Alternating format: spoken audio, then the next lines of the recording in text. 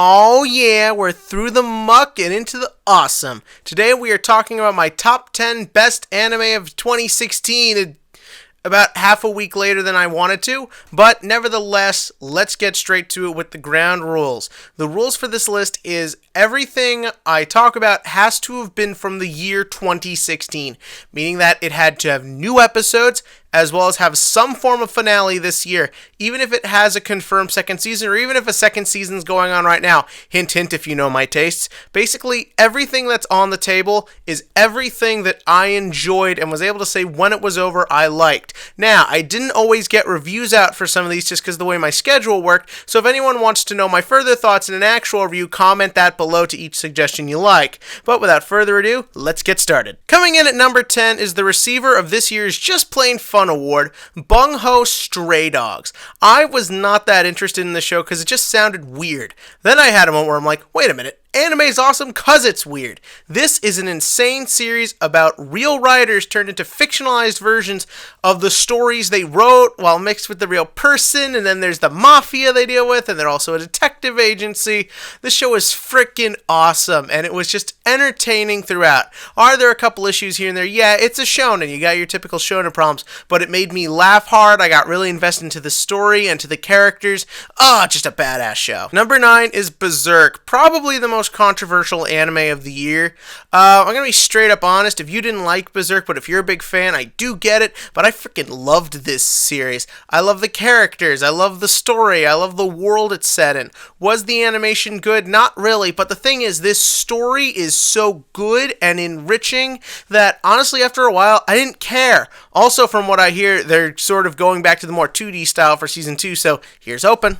Coming in at number 8 is Erased, probably the best straightforward drama series of the year. Okay, it had a sci-fi element to it, but what really reeled me into this series was just how much I cared about what was going on. Everything from the mystery to the story with Hinazuki. No, it's not even the mystery, just the whole thing with this series about just trying to save a little girl's life, I thought was just excellent. Did it stick the landing? Not completely, but this is a prime example of a series that had such a great ride. It could have ended with a dude just having diarrhea and I still would have loved it. Coming in at number 7 is Pure Badassery with Drifters. This is another one of those just plain weird ones, but it is freaking awesome. What happens when you combine real historical figures who are in the public domain and throw them into some sort of weird, crazy fantasy setting? The most awesome anime of the fall, that's what you get. I loved this series. I love that it's a balls-to-the-wall, action-packed, R-rated series. A lot of great comedy, really great, memorable characters. And the best part is, it actually gets me interested in who these people were in real life. I've actually been reading up a lot and looking up a lot of stuff on people from the Japanese history, and even the other historical figures in this series. Man, was this show awesome, and hey, if it gets you to learn a thing or two, that's great too. Coming in at number 6 is the complete opposite of everything I just said. Number 6 is Sweetness and Lightning.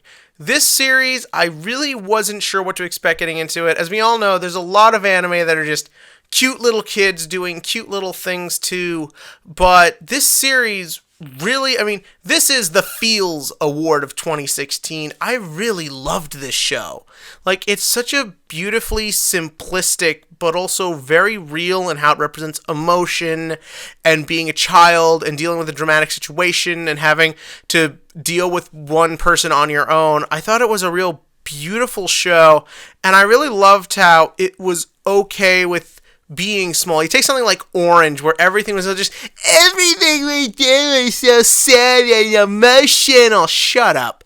This series was okay with just letting light moments be light moments, and I loved every second of it.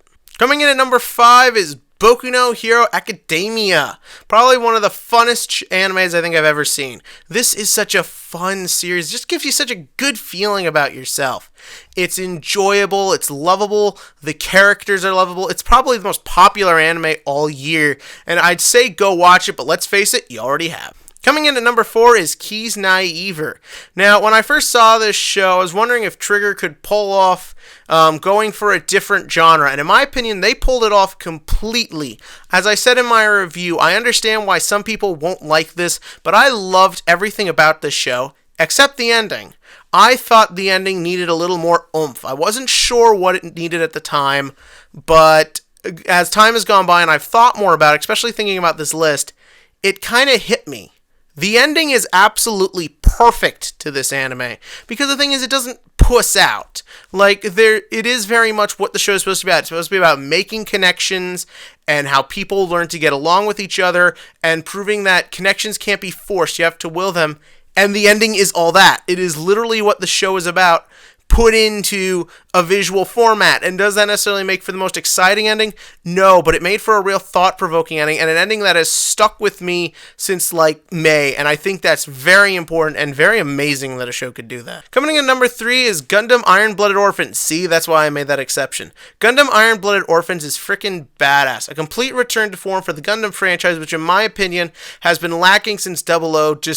Actually, no, it might have just been 00. I didn't watch Age or Build Fighters. But you know what? This series is awesome. It's a gritty, violent war series, but has a lot of smarts and a lot of heart to it. I love all the characters. I love the story. I'm loving Season 2. This is an awesome anime. If you've never seen a Gundam before, watch this and you'll get an idea why this is such a beloved franchise.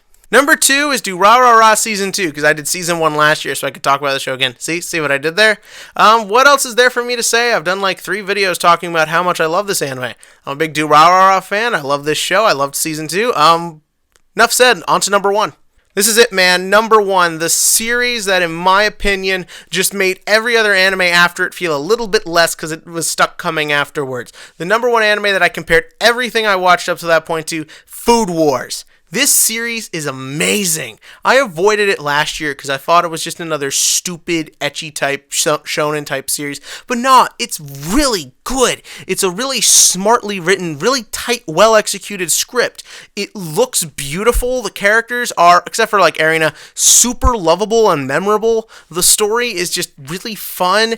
And for a show that tried to make itself seem so goofy and ridiculous, it's very real feeling. Like, there's a lot of stuff in here that is stuff you hear about in the real world. Not just with the food, but how you run a restaurant, how you deal with a kitchen.